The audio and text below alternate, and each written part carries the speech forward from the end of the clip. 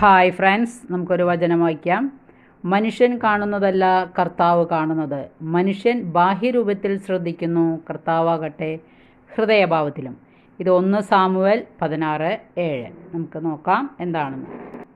അപമാനത്തിൻ്റെയും വേദനകളുടെയും വഴികളിലൂടെ കടന്നു പോകേണ്ടി വരുന്ന അവസരങ്ങളിൽ നമ്മെ സഹായിക്കാൻ ചിലപ്പോൾ ആരും തയ്യാറായില്ല എന്ന് വരാം. ഇത്തരം പ്രതികൂല സാഹചര്യങ്ങളിൽ നമ്മൾ മനുഷ്യരിൽ ആശ്രയിച്ചാൽ പരാജയമായിരിക്കും ഫലം എന്ന കാര്യത്തിൽ സംശയമില്ല. എന്നാൽ നമ്മൾ കർത്താവിൽ ആശ്രയിച്ചാൽ അവിടുന്ന് നമ്മെ ഒരു നാളും ഉപേക്ഷിക്കുകയില്ല.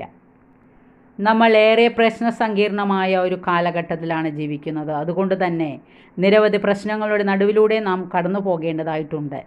പ്രതികൂല സാഹചര്യങ്ങളിലും ദൈവമേ എന്നെ അനുഗ്രഹിച്ച് മറ്റുള്ളവർക്ക് അനുഗ്രഹമാക്കി മാറ്റണമേ എന്ന് ഹൃദയം തുറന്ന് പ്രാർത്ഥിക്കാൻ നമുക്ക് കഴിയണം. വചനം ഇഷ്ടപ്പെട്ടാൽ ലൈക്ക് ചെയ്യുക. Okay, thank you, by.